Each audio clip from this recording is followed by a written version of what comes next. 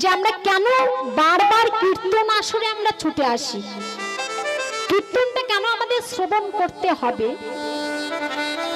কীর্তনটা কেন আমাদের দর্শন বা শ্রবণকারী বা দর্শনকারী, শুধু কীর্তন বলে নয়, গীতা পাঠ, ভাগবত কথা, এগুলো কেন আমাদের বারবার এই জায়গাগুলো কেন উপস্থিত আমাদের হতে হয়, এটা আমাদের জানতে হবে, তাই না মা? ভক্তদিন ভগবান শাস্ত্রকার বললেন কি, শাস্ত্রে তিনি প্রমাণ দিলেন যে আমাদের কেন বারবার কীর্তন আসরে আসতে হয় জানো? কবিগুরু রবীন্দ্রনাথ ঠাকুর একটা শিক্ষা দিয়ে গেছে আমাদের কাছে, যে কথাটা তিনি বলে গেছেন যে সমস্ত সঙ্গীতের মধ্যে কীর্তন হচ্ছে সর্বশ্রেষ্ঠ কীর্তন, সর্বশ্রেষ্ঠ সঙ্গীত। নিতাই গৌর হরি বল, হরি বল, হরি বল। সঙ্গীতের মধ্যে সবথেকে শ্রেষ্ঠ সঙ্গীত হলো, উচ্চাঙ্গের সঙ্গীত হলো কীর্তন। তো কেন আমাদের বারবার কীর্তন আসরে আসতে হয়? যে শিক্ষাটা এখনো ভারতবর্ষের কোন স্কুল কলেজে কোন টিচাররা এখনো যে শিক্ষাটা দিতে পারেনি, এই মহাজনীর পথ ধরে যে শিক্ষা, এই জন্যই কিন্তু আমাদের বারবার এই শিক্ষাটা নেওয়ার জন্য আমাদের এই পদাবলী কীর্তন শ্রবণ করতে হবে, ভাগবত কথা শ্রবণ করতে হবে, আমাদের গীতার অধ্যয়নগুলো আমাদের শ্রবণ করতে হবে। তাই ভক্তাধীন ভগবান মা গৌরহরি তিনি কি করেছিলেন বলছে, আরে বড়, যিনি মহাজনী পথ লিখলেন, আমি প্রথম পথটি গিয়েছি কি, আরে বড় গৌরাঙ্গ চাঁদ, অখিল জীবের মনে মোচন ফাঁদ। ভক্তদিন ভগবান একটা ফাঁদ পেতেছে, কেন, কিসের জন্য? মাগু, আমরা আবাল বৃদ্ধ বনিতা কিন্তু সবাই জানি চারটি যুগ, কি, সত্য, ত্রেতা, দ্বাপর, কলি। আমরা কলিযুগের মানুষ মা, তাই তো? তো কলিযুগের মানুষ আমরা। তিনটি যুগেই কিন্তু ভক্তদিন ভগবান এসেছিলেন। সত্যতে এসেছিলেন, দ্বাপরে, সত্য ত্রেতা এবং দ্বাপরে এসেছিলেন। তিনি কি রূপে এসেছিলেন? তিনটি যুগেই তিনি এসেছিলেন, ভক্তদের কাছে নিয়ে এসেছিলেন কি, হরি নাম। তিনি হরি নাম নিয়ে এসেছিলেন চারটি যুগে। কিন্তু শাস্ত্রকার বললেন, চারটি যুগের মধ্যে হরিনামে যে তিনটি যুগে হরিনাম এনেছিল ভক্তদিন ভগবান, সত্য যুগে নারায়ণ অবতারে তিনি হরি নাম নিয়ে এসেছিল। সত্য যুগের হরিনাম কি? সত্য যুগের হরিনাম হলো নারায়ণ পরাবেদা, নারায়ণ পরাক্ষরা, নারায়ণ পরাগতি, নারায়ণ পরামুক্তি।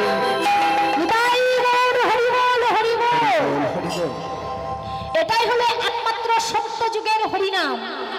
কিন্তু বাবা, সত্য যুগে ভগবান নারায়ণ রূপে যে হরি নাম নিয়ে এসেছিল, ভক্তদের কাছে কিন্তু হরি নামটা বিতরণ করেছিল। প্রত্যেকটি ভক্ত আমরা সবাই হরি নাম করেছিলাম, কিন্তু হরি নামের মধ্যে কি ছিল না? সত্য যুগের হরি নামের মধ্যে কি ছিল না? সত্য যুগে হরি নামের মধ্যে ছিল না প্রেম। সত্য যুগের হরিনামের মধ্যে প্রেম শূন্য হরিনাম ছিল। ভগবান সেখানে হেরে গেল, ভগবান নারায়ণ সেখানে হেরে গেল ভক্তদের কাছে। আমি হরি নাম নিয়ে আসলাম, কিন্তু ভক্তদের কাছে তো হরি নামে আমি কোনো প্রেম পেলাম না, আমি প্রেম দিতেও পারলাম না, আমি প্রেম নিতেও পারলাম না, তাহলে ব্যর্থ হয়ে গেল।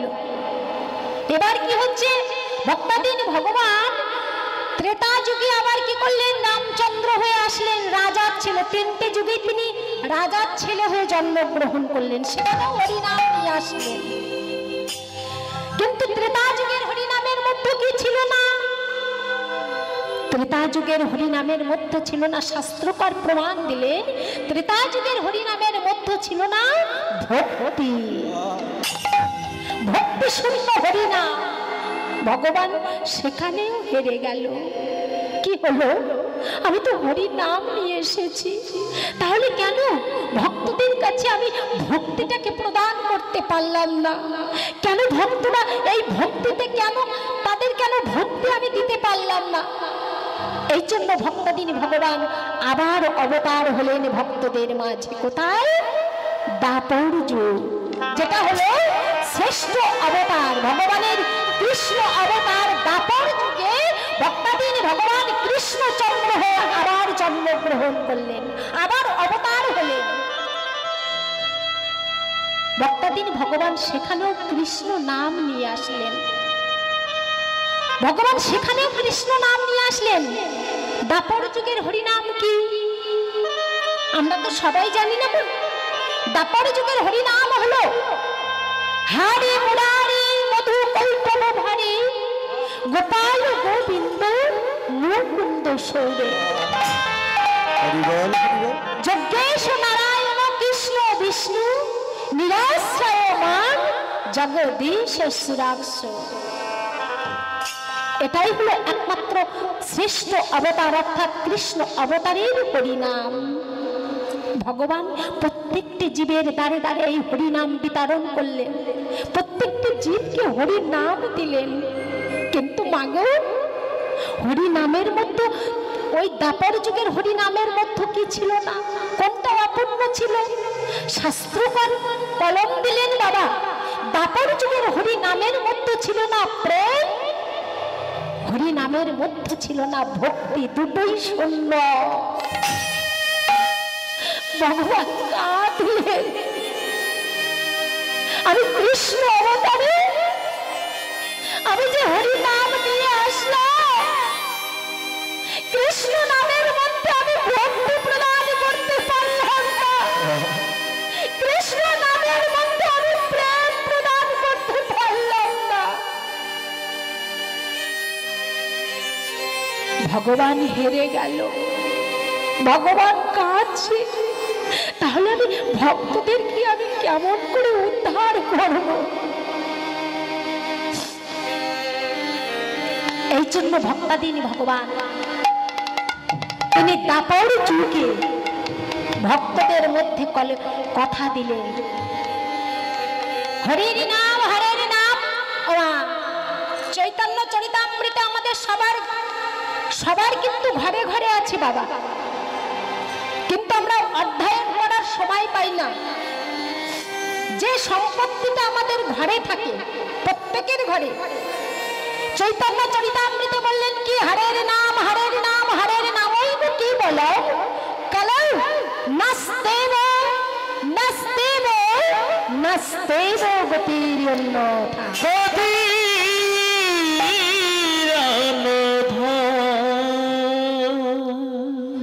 বলছে হরের নাম হরের নাম হরের নাম। ওই কি বলো?